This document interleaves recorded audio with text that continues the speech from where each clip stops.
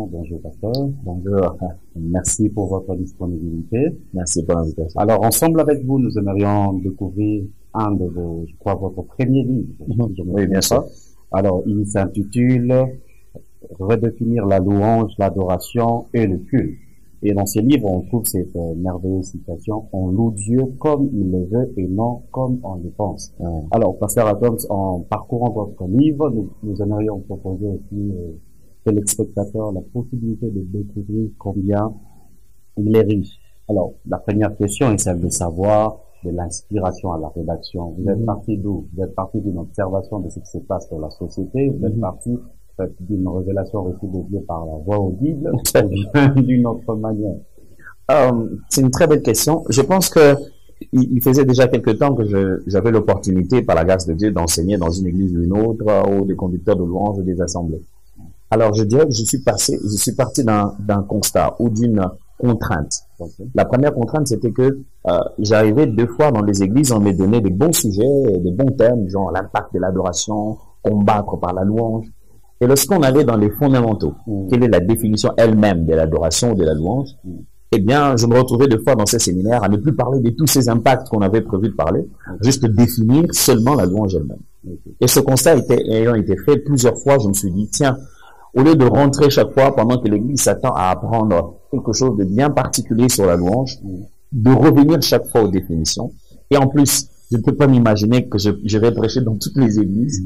Pourquoi ne pas rendre disponible justement le contenu en se disant, voilà, ce qui concerne la définition, chacun peut déjà apprendre ça bien avant. Et comme ça, quand on se rend compte, on peut parler des autres nuances, ainsi de suite. C'est parti de ce constat, mais ceci, c'est parti du fardeau d'enseignant que de me dire, il vaut mieux vulgariser les principes pour que chacun grandisse personnellement. Voilà. D'accord, merci beaucoup. Alors, nous avons très bien compris que votre livre est parti d'un constat très haut niveau de ce qui se passe dans les églises. Alors, pasteur, ce titre, il est vraiment très intriguant. Ouais, c'est vrai. Comment redéfinir la louange, l'adoration et le culte? Ouais, c'est vrai que quand on dit redéfinir, ça donne l'intention d'être un peu prétentieux. C'est comme si on dit, bah, écoutez, on va tout refaire, redéfinir. Alors, en réalité, même quand vous regardez la façon dont le livre se présente, c'est définir, qui est là en grand, et le est juste au-dessus. Alors, quand vous dites partir, vous voulez partir à nouveau, vous dites repartir. Ah, bon, façon de parler, quoi. Mais chaque fois que vous voulez dire une chose à nouveau, vous dites, vous utilisez ce préfixe re. Redéfinir n'a pas d'idée de corriger des définitions. Ça veut simplement dire définir à nouveau. Le but, ce n'est pas mettez tout ça là, on va tout redéfinir. Non, non, c'est juste dire, si tu n'as pas entendu quelque chose clairement, ou bien tu as besoin de t'en souvenir, tu veux qu'on le fasse à nouveau, qu'on le refasse encore, qu'on le définisse. Si on a déjà défini l'adoration, redéfinition encore. C'est-à-dire, n'arrêtons pas, ne nous lassons pas de définir encore. Et le but ici, c'est définissons encore. Sans vouloir corriger quelqu'un. Mais disons les choses que nous connaissons déjà. Si quelqu'un s'est dit, quand on avait dit ça la première fois, j'avais pas tenu compte de cette nuance, gloire à Dieu. Là, il aura découvert quelque chose. Alors, si ça sert à redresser quelqu'un, gloire au Seigneur. Mais le but ici, c'est définissons à nouveau ces choses qu'on définit déjà. Voilà. Okay. Alors, en lisant l'introduction de votre livre, nous sommes tombés sur une vérité. Je dis, vous proposez des définitions avec des termes beaucoup plus simples. Exact. Alors, nous aimerions vous entendre redéfinir la louange, l'adoration, le culte. À l'origine, quand j'écrivais ce livre, je voulais faire 365 affirmations et approches sur la définition de la louange, de l'adoration. Et ma femme m'a dit 365, tu veux que ce soit comment? Et puis j'ai dit, bon, ok, je vais réduire ça à 101. Quand je fais les 101, ma femme m'a dit 101 et tu t'attends que les gens retiennent. Je dis, bon, ok. Je vais faire ça en 25, petit à petit, ça va aller. Alors, le but étant lequel? Le concept de louange, adoration et culte sont des concepts qui viennent de la Bible. C'est-à-dire, ça vient de Saintes Écritures, ça vient dans une culture dans laquelle Dieu s'est révélé. Que nous utilisons aujourd'hui le mot adoration, louange, culte, ce sont des traductions. C'est-à-dire qu'on a essayé de traduire, et ce mot-là, louange, adoration, culte, sont dans une autre culture. Par exemple, en français, les francophones se permettent de dire, j'adore ça, j'adore cette nourriture, j'adore cette femme. Alors, Or, en hébreu, le mot qu'on utilise pour adorer Dieu ne s'applique pas pour des êtres humains. Alors, vous voyez, nous, les chrétiens, on aime bien résister et leur dire, non, non, non, on adore que Dieu. Tu ne veux pas dire que tu adores. Non, en réalité, parce que le mot en français lui-même, adorer en général, signifie exprimer une très grande affection, beaucoup d'amour, ainsi de suite. Mais son originalité, sa pensée, lorsqu'on traduit cela de l'hébreu, le mot qui est là-bas vaut plus que ça. Il s'agit de se prosterner devant la personne qu'on considère comme créateur, comme Dieu, lui offrir tout son être, tout son amour. Alors, le but ici, pendant ce temps, c'est, dans ce livre, c'est de contourner ces différents angles de vue en partant de leur pensée originelle dans la Bible, sans toutefois se battre à épulcher des mots en grec, en hébreu. Je n'ai pas voulu faire cette étude-là, mais c'est juste donner plusieurs fois la même façon de parler. Alors, si je dois vous résumer tout cela, je vous résumerai cela encore en vous disant que l'adoration est une vie qui est vécue à l'image de Dieu, dans une relation d'amour qui s'exprime ponctuellement par des cultes, dont l'entrée commence par une gratitude de notre loi. Merci beaucoup, pasteur. Merci. Je crois que, chers téléspectateurs, vous êtes en train de découvrir cette mine d'or intitulée Redéfinir, écrit par le pasteur Tom Mbouma. Alors, le pasteur, vous parlez de mythes autour de l'adoration, de la louange et du culte. Alors, en lisant votre livre, je me suis posé beaucoup de questions. Qu'est-ce que le pasteur sous-entend par mythe autour de ces trois concepts? On appelle un mythe, c'est simplement un concept qui est soit mal défini ou bien exagéré, positivement ou négativement. Allez, vous savez, quand on était jeunes, nos parents nous disaient toujours, je sais pas s'ils te disaient à toi aussi, mais moi, on me disait tout le temps, si tu prends des oranges et que tu avales des grains, tu auras un arbre sur ta tête. Tu vois, tu te souviens de ça? Alors donc, ouais, voilà, mais c'est faux, tu vois. Après, si tu t'aimais, tu dis, je vais me faire pousser un arbre sur la tête, puis on aura plein d'avalés et il y en aura jamais. Et lorsque une vérité a été exagérée dans la façon d'être présentée, ça crée une fausseté, ça crée un mythe, ça crée une chose qui semble être vraie, mais qui ne peut pas être palpée. On ne peut pas vivre ça. Alors, il s'est fait que dans la tentative de la façon de résumer des concepts bibliques, on a donné des définitions prêtes à porter, ou je vais dire des définitions prêtes à utiliser pour simplifier les choses, mais la simplification des choses a dépourvu le concept de leur complexité, de la paradoxalité dont ils avaient besoin. En voulant simplifier les choses. Par exemple, aujourd'hui, quand on dit prier, c'est quoi? Prier, c'est parler avec Dieu. Intéressant. Mais c'est beaucoup plus large que ça, prier. Vous voyez? Mais on a voulu simplifier ça. En les simplifiant, on les a aussi fait perdre certaines nuances. Alors, en ayant tenté cela, soit on a exagéré ce que ça veut dire, soit alors on a réduit ce que ça veut dire. Et à l'intérieur, j'ai essayé de partager certains mythes. Par exemple, quand on dit que le mythe du sentiment ou le mythe de styles musicaux, on dit bon, quand on joue un chant lent, c'est que c'est l'adoration. D'ailleurs, c'était notre prochaine question. Ah, en plus. Vous évoquez dans votre livre, je vais les citer, vous avez parlé de mythe de style, de musique, mythe du moment, mythe de parole, mythe, pardon, des paroles, des sensations, du lieu, de l'action, de la position et enfin de destination. Alors, je sais que le temps nous a imparti un peu court, mais nous aimerions au moins avoir une idée sur chaque mythe. Oh, ok. Je sais que le mythe de style de musique pose beaucoup de problèmes. Donc on va faire ceci. Toi, tu me dis un style, tu me dis un mythe et moi je donne la définition. On y va. On commence par lequel? Mythe de style de musique. Mythe de style de musique. Là-bas, il y a un mythe selon lequel louer ou adorer Dieu dépend du genre de musique que vous jouez. C'est-à-dire, lorsque vous jouez une musique langoureuse ou lente, c'est que c'est l'adoration. Quand la musique est vive et qu'elle est dansante, c'est que c'est la louange. Alors on dit, lancez-nous un peu une louange. On veut dire lancer une musique forte. Or, louange et adoration n'a rien à voir avec les rythmes de musique. On peut danser dans l'adoration et pleurer dans la louange. Le but, c'est le thème. Qu'est-ce qui est dit à l'intérieur? Je vous donne un exemple. Un chant comme Alléluia, Alléluia. Vous pensez qu'à l'église, on classerait ça comme quel chant? Ah, ben, ça, n'est-ce pas? Or, l'Alléluia veut littéralement dire loué soit le Seigneur. On est en train de louer Dieu, mais ce cantique est lent. Mais tout de suite, dans notre tête, on pense qu'on est en train d'aborder un thème de l'adoration. Alors, il y a un mythe que de croire lent, c'est adorer, vivace ou rapide, c'est louer. Ça, c'est faux. Pasteur, je me rappelle au fait de psaume, quand vous étiez en train d'expliquer, je sais pas, peut-être la confusion est due du fait que quand David ou bien le psalmiste évoque louange, directement dit louer Dieu avec vos danses, avec la harpe. Vous pensez pas que ça vient aussi de là? Il y a quelque chose dans la louange qui est très très émotionnel, dans l'expression des émotions. Il y a des expressions, quand vous lisez, louez-le, il dit aussi louez les cieux, louez les terres, louez les firmaments. Et ils font comment?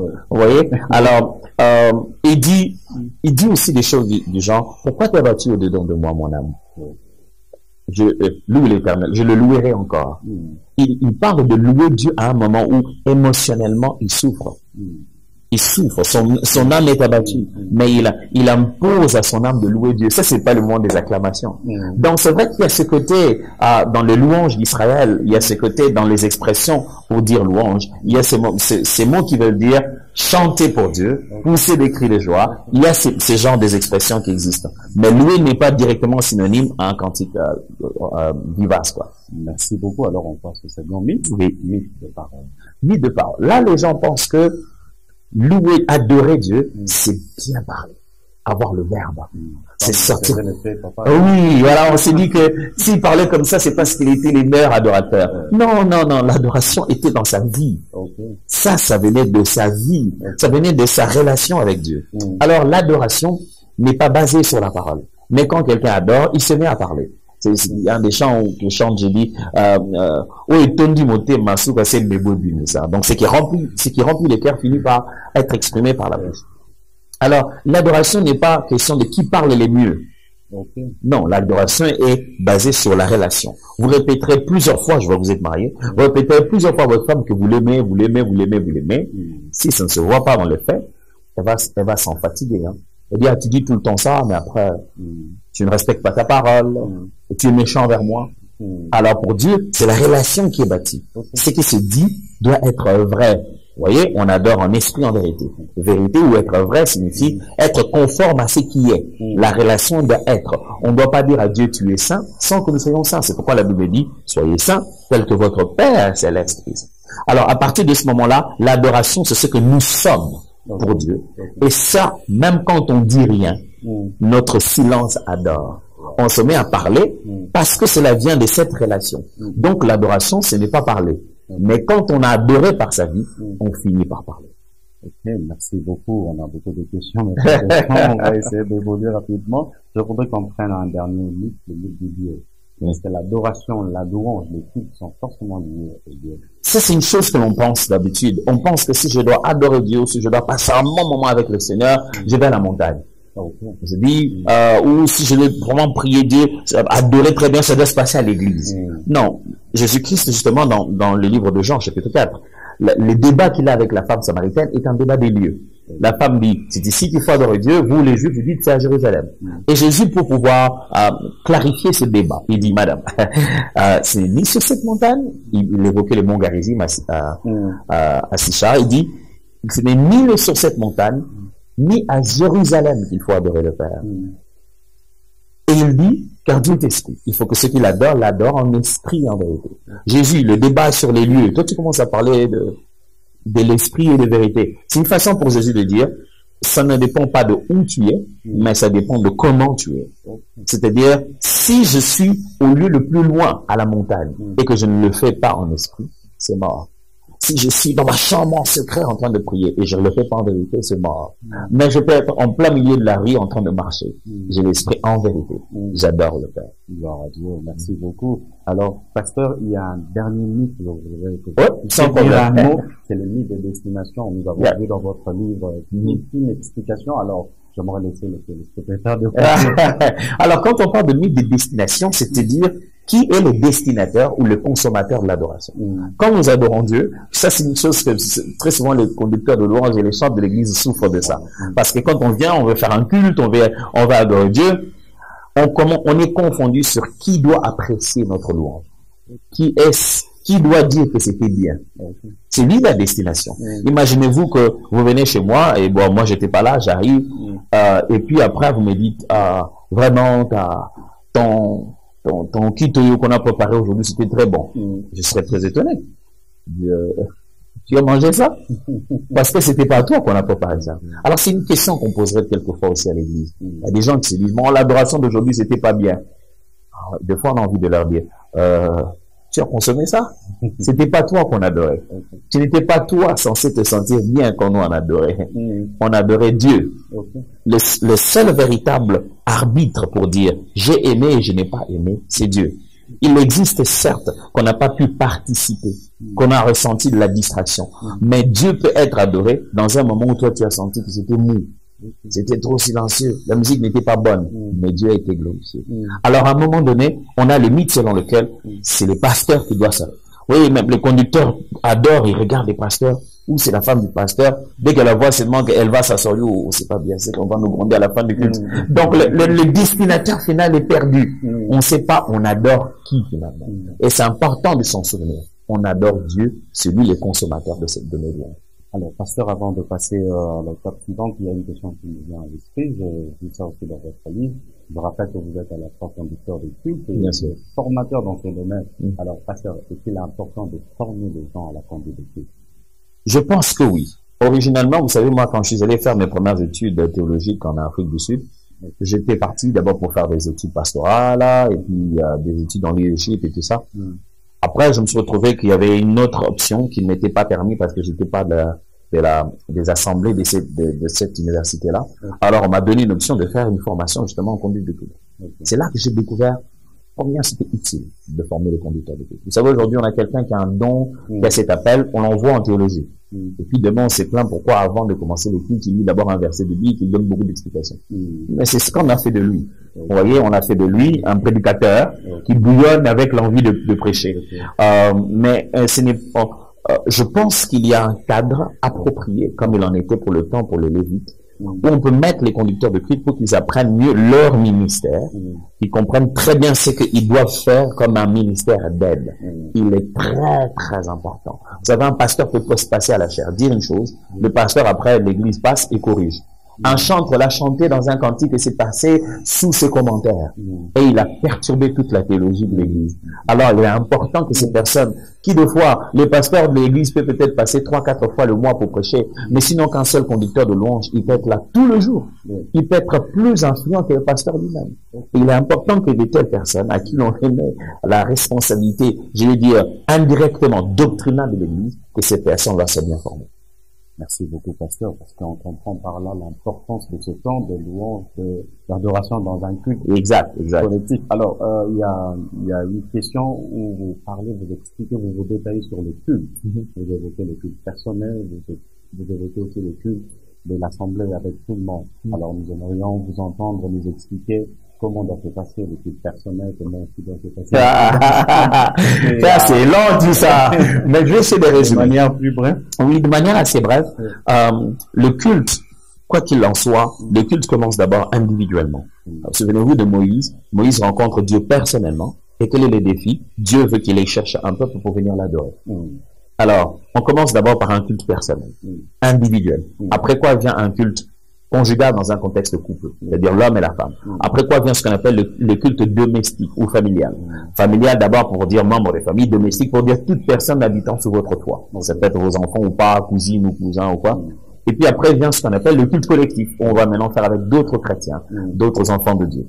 Alors chacun de ces cultes a, je veux dire, ses particularités.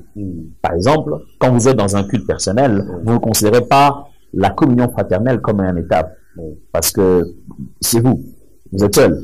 Mais quand vous allez dans un culte collectif, la Bible donne des instructions comme ça. Saluez-vous, c'est saluer par un saint baiser ou c'est saluer, avoir ce contact horizontal, fait partie du culte. C'est seulement que pendant le culte, on peut pas se dire, ah ok, on se donne 20 minutes pour qu'on puisse se saluer. Ça va perdre du temps. C'est pourquoi nos cultes aujourd'hui, c'est à la fin du culte qu'on laisse le temps aux uns aux autres de communier. Communier, ce n'est pas que le culte est fini et vous faites la communion fraternelle. Non. La communion fraternelle fait partie du culte. Vous ne devez pas prendre vos clics et vos claques et partir en vous disant, ah, moi, dans cette église-là, quand le culte finit, je pars directement. Vous manquez une étape du culte. Pourquoi? Parce que dans nos cultes, surtout dans les grandes églises, on n'a pas l'opportunité d'exercer conjointement les dons. Ce sont les quelques personnes qui sont programmées, qui passent devant et qui exercent des dons. Je peux avoir un message d'encouragement pour quelqu'un sans le savoir. Mais quand on se salue, ah, comment ça va, tu m'as l'air avec une mauvaise mine, ça va dans la famille, oui, ça va, mais je veux prier pour toi. On n'a pas cette étape-là pendant le culte. Mais c'est après vous avez l'impression que c'est après les cultes. Non, c'est toujours les cultes. Alors, chaque étape, quand je prie seul, quand je prie avec ma femme, quand je prie avec les enfants, on fait pas 1 heure, on prend pas le programme de l'église, on commence par rendre grâce à Dieu, on va demander pardon de nos péchés. Un culte domestique comme ça qui est fait à fois des chrétiens et des païens, vous n'allez pas faire 1 heure, ils vont tous dormir. Vous n'allez pas essayer de lire un verset biblique aux enfants comme ça, leur expliquer l'eschatologie. Vous allez les perdre. Chaque nature de culte à ces petites nuances où on met plus d'accent ou pas. Mais il est important dans la vie d'un chrétien de vivre ces différentes formes de culte. Merci beaucoup, pasteur. Alors, avant de continuer avec le pasteur, nous vous proposons cette transition et nous revenons juste après avant de continuer.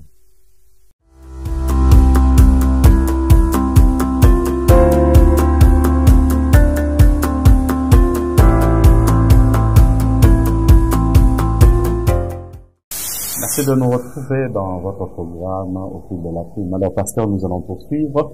Cette fois-ci, vous nous avez dit à l'introduction que ce livre nous propose 25 affirmations. Vous avez dit au départ, il y avait un projet de 365. Oui. Je me suis dit, ok, c'est-à-dire une affirmation par jour. C'était ça, généralement, ouais. Voilà, alors, vous avez, dans ces livres, vous n'avez pris que 25. Alors, pour sélectionner dans cette émission, c'est 5, ça n'a pas été chose facile. Ouais, j'imagine bien. Voilà, alors nous allons vous proposer 5 affirmations que vous allez nous expliquer. Alors, la première, vous dites, ne priez pas après avoir tout fait, mais faites tout pour prier. C'est important. Ça part du culte personnel. Généralement, le culte personnel est toujours combattu en ce qui concerne le temps dans lequel vous devez le choisir pendant la journée. À quel moment passer mon culte personnel? Je ne parle pas de l'action de grâce, le fait de dire merci à Dieu le matin, ou le fait de dire merci à Dieu le soir. Je parle d'un moment M de la journée où on doit rester, se concentrer, adorer Dieu, méditer la parole, être nourri spirituellement et faire asseoir les vérités éternelles. C'est ce qu'on appelle le culte personnel. Alors on s'est dit, à quel moment je suis trop occupé, à quel moment je vais avoir. Alors, voilà ce que je donne comme conseil en matière de gestion de culte personnel, puisque le but serait de définir culte aussi. C'est dire ceci. Ne vous dites pas, voici mon programme, quand j'aurai fini, alors je prendrai du temps avec Dieu. Non, non, non. Ne vous mettez pas à prier après avoir tout fait. Plutôt, faites tout de votre mieux pour prier d'abord. Voilà. C'est-à-dire, ne finissez pas votre emploi du temps pour prendre du temps avec Dieu. Non, non, non. Faites de votre programme avec Dieu un élément de votre emploi du temps. Protégez-le. Vous savez, quand vous avez rendez-vous avec quelqu'un, vous faites tout pour partir. Vous préparez, vous lavez, vous allez là-bas. Vous faites tout pour être à temps. Alors, n'essayez pas de tout faire de votre vie et le peu qui vous restera, le donner à Dieu. Non. D'ailleurs, la consécration, toute forme de don que l'on fait à Dieu, a toujours revêtu le côté de priorité et de primauté. C'est-à-dire, on ne donne pas à Dieu seulement des offrandes ou des dîmes, on donne la première portion à Dieu. Alors, il est important que dans le programme de votre journée, Dieu ait son temps. Ne lui donnez pas les miettes, qu'il ait un temps connu. Il sait qu'à telle heure, je fais tout, j'arrête les causeries avec les amis. Vous savez, si vous devez partir à rendez-vous, vous partez, même si vous avez des causeries. Ah, les gars, moi, je dois partir, hein. C'est quelque chose que Paul Yongishu, qui a son âme maintenant, faisait beaucoup. Des fois, il était en réunion avec des gens, et puis il disait, ah, j'ai rendez-vous. Désolé, hein, on va se voir plus tard. Quand il dit la rendez-vous, c'est l'heure d'aller prier. Et il va prier. Alors, faites tout de votre mieux pour prier. Ne faites pas tout de votre vie et après, pensez à aller prier. Non. Plutôt dans votre vie, faites de tout votre mieux pour mettre la prière comme un rendez-vous important d'ailleurs. Pasteur, je m'aurais posé une question là-dessus. Lorsque nous lisons la Bible, nous voyons la Bible souligne ces détails. Le Seigneur Jésus-Christ, la Bible dit qu'il avait fait tôt, que c'était l'aurore, je paraphrase, pour aller prier. Alors, j'ai une question, est-ce qu'il y a une préférence par rapport à une heure? Là, j'aimerais vous entendre par rapport à votre expérience. L'expérience montre que nos emplois du temps diffèrent. Voici les quelques recommandations pour choisir le meilleur moment. 1. Ne le faites pas de façon précipitée. Ne choisissez pas un moment qui précède un autre rendez-vous fixe et urgent. C'est-à-dire, ne faites pas votre culte personnel avant d'aller au boulot. Okay. Vous allez partir au boulot à 6 heures, vous êtes réveillé à 5 heures, vous dites, je vais faire mon culte personnel. Vous serez alarmé par l'heure d'aller se laver, c'est pas le meilleur moment de faire le culte personnel. À ce moment-là, vous faites l'action de grâce, vous rendez grâce à Dieu, vous recommandez, vous faites votre consécration personnelle. Mais si vous voulez faire un culte personnel, rassurez-vous que vous choisissez un moment de la journée où vous n'avez aucun autre rendez-vous pressant. Okay. Deuxièmement, pensez à un moment de la journée où vous pouvez être facilement seul. Okay. Vous ne prenez pas votre culte personnel à 11 heures au moment où vous avez des réunions au boulot. C'est pas le bon moment. Troisièmement, choisissez un moment où vous pouvez facilement vous rendre à votre lieu de culte. C'est-à-dire, quand je parle de lieu de culte, c'est le lieu que vous avez choisi pour être seul. Parce que vous pouvez ça peut être 11 heures, vous avez du temps, mais vous n'avez pas d'espace. Vous ne devez pas seulement réfléchir en termes de temps, vous devez aussi réfléchir en termes d'espace. Est-ce que c'est le moment, mais est-ce que je suis au travail? Est-ce que ici je peux le faire? On va pas me trouver à mon lieu de travail, j'ouvre ma Bible, c'est pas bien. Je vais pas aller me cacher dans les toilettes non plus. Ce sont des choses que vous devez prendre en compte. Alors, ce qui signifie aussi la quatrième recommandation, c'est que vous ne trouverez jamais un temps libre. Vous serez obligé d'annuler certaines activités, de réduire dans des choses inutiles et passagères pour investir dans les choses importantes. Vous serez toujours en train de faire quelque chose. Vous devez prendre des minutes de la télé, prendre des minutes de causerie, prendre des minutes de WhatsApp, des temps que vous passez inutilement sur les réseaux sociaux et les consacrer à la prière. C'est sans la beaucoup, pasteur. Combien c'est très important. Je crois qu'on a affaire à des gens qui sont très occupés. Ouais. Et par cette affirmation, vous venez de proposer une solution. Alors, j'aimerais prendre notre affirmation. Vous parlez de le culte personnel ne se mesure pas en temps, mais en qualité. Yep, important. J'ai dit généralement, on pense que j'ai fait un bon culte personnel parce que j'ai fait 1 heure. Des fois, en grandissant dans la foi, on se vantait de ça. Hein. Je viens de passer. Des fois, on le disait en passant comme ça. Oh, cette nuit, je n'ai pas dormi. J'ai passé 4 heures dans la prière. Le Seigneur m'a réveillé. C'est un peu l'orgueil de sa spiritualité. Et on s'est dit, quand on parle aux amis, que combien de temps on a fait, donc on est super spirituel. On peut avoir passé 1 heure du temps à faire les 100 pas, à pavaner dans ses pensées, à réfléchir gauche et droite, à penser à la maison, ce sera quoi, et où est-ce que j'ai laissé mon truc, tu n'es pas concentré. Avec Dieu, c'est ces moments où tout ton cœur, toute ton âme, toute ta force, ces moments-là, on le sait nous-mêmes, quand on est au culte, que là, je suis plongé. C'est ce moment-là qui compte. Tu peux faire 1 heure et passer par ce moment-là pendant qu'il y a 2 minutes. Où tu sens vraiment que là, j'ai tout oublié autour de moi, je suis concentré devant le Seigneur. Donc en réalité, ça compte que 2 minutes. Donc, ce qui veut dire que la vraie valeur de la prière, ce n'est pas le nombre de temps qu'on y passe, mais c'est plutôt jusqu'à quelle profondeur on accède dans l'expression de l'intimité avec Dieu. C'est de ça qu'on veut parler. Merci beaucoup. Alors, on prend la troisième affirmation, l'affirmation suivante. Je n'ai pas respecté l'ordre. Non, sans problème. Énuméré dans votre livre. Alors, le cœur est le meilleur endroit pour un culte personnel. Ça, c'est tout ce que ça veut dire. Ça veut dire que, où que ce soit qu'on aille chercher le lieu pour faire le culte. Parce que, il y a aussi cette question, comme je l'ai dit tout à l'heure, on veut savoir où est-ce que je vais faire mon culte personnel. Où que vous alliez. Si vous n'y allez pas de tout votre cœur, ça sert à rien. Je peux passer 5 minutes avant que tu n'entres dans mon bureau. Je me tourne vers Dieu, je dis, Seigneur, mon frère va entrer. Mes sentiments dans le cœur ne sont pas stables. Je suis énervé quand je rentre. Je ne veux pas être superficiel. Je ne veux pas qu'on rie pendant qu'au fond de moi, je me sens mal. Donne-moi d'être authentique pendant 5 minutes. C'est sincère. Et je l'ai fait dans mon bureau. J'ai pas eu besoin d'aller en retraite pour ça. J'ai réglé une affaire aussi importante dans ma vie. Alors, où que l'on aille, si on n'y amène pas la totalité de son cœur, on est allé au mauvais endroit.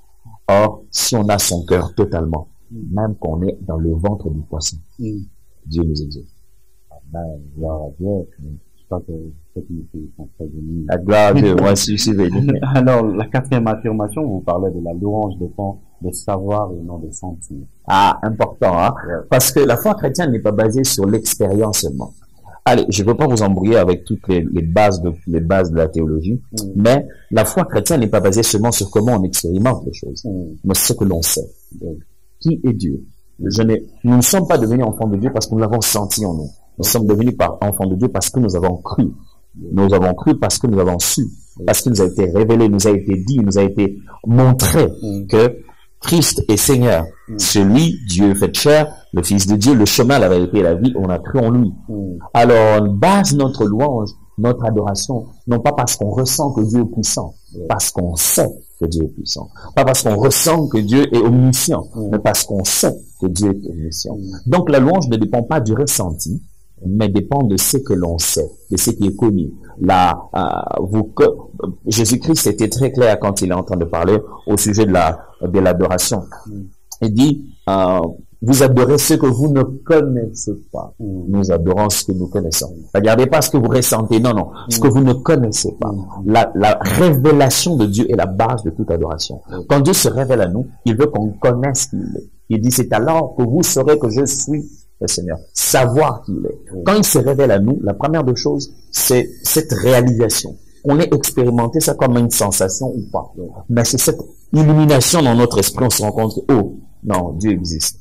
Donc, on ne veut pas baser notre louange en disant, aujourd'hui, je me sens bien, je loue Dieu. Non. Même quand je me sens pas bien, il mérite la louange.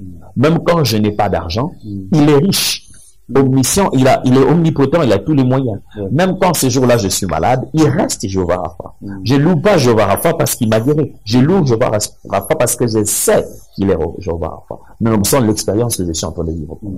Gloire à Dieu, merci beaucoup. Alors on va quitter rapidement. C'est déjà fini. Vraiment, vous parlez de la 5e affirmation qui va nous conduire directement à la conclusion. Je l'ai dit à l'introduction, on loue Dieu comme il le veut et même comme on le pense. Quand on loue Dieu, j'entends très souvent une chose dans l'église. Les gens disent, on dit, on va se lever louer Dieu. Dit non, moi, je loue Dieu dans mon cœur. Je reste assis. Je loue Dieu à l'intérieur. Des fois, on pense qu'on a tellement le choix. Ça dépend de chacun, de son feeling. Non. Quand vous entrez chez un roi ou chez un président, vous respectez les protocoles. Vous dites pas, aujourd'hui, je ne sentais pas porter une veste. C'est pourquoi je suis venu en jeans. Ah non. Il y a un protocole. Vous respectez comment il faut venir. Vous n'avez pas dit, bon, aujourd'hui, je ne le sentais pas, c'est pourquoi j'ai porté du rose. Ah non. Il y a un protocole. Et ce n'est pas l'homme qui a inventé le culte.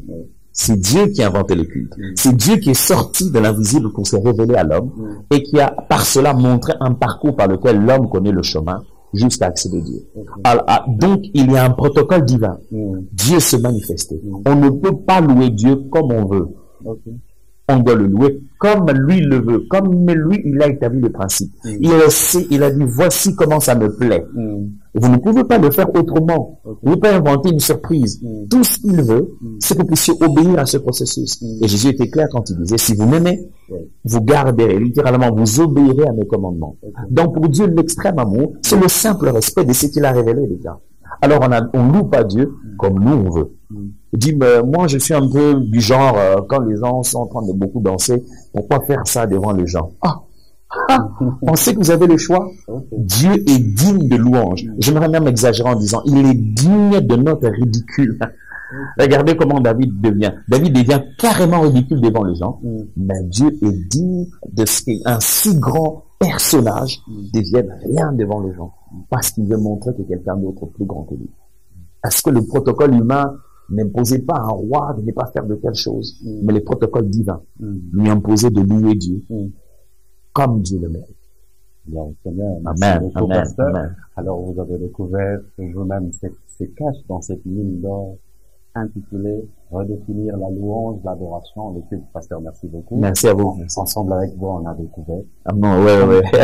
Ce livre est merveilleux.